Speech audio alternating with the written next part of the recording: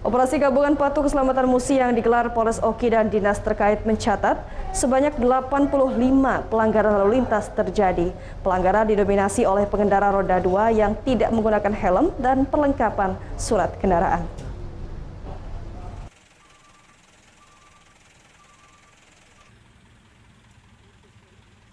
Operasi gabungan patuh keselamatan musi 2022 telah dijalankan oleh jajaran Polres Oki dan instansi terkait, Dinas Perhubungan, Pol PP, dan TNI. Sebanyak 85 pelanggaran lalu lintas selama operasi gabungan berlangsung. Dominasi pelanggaran banyak dilakukan pengendara roda 2. Selain tidak melengkapi diri dengan helm, pengendara juga banyak menggunakan handphone saat berkendara.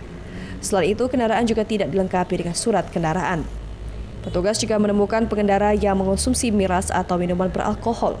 Khusus di Jalan Raya Kayu Agung, banyak terdapat kendaraan roda 2 yang melawan arus.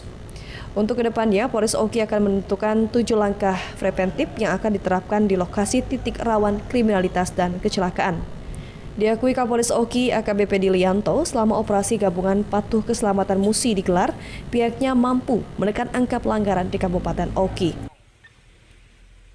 Kita analisa dalam kita melaksanakan 2 minggu pelaksanaan operasi keselamatan, memang kurangnya kesadaran dari pengendara, dampak dari tidak mematuhinya peraturan lalu lintas.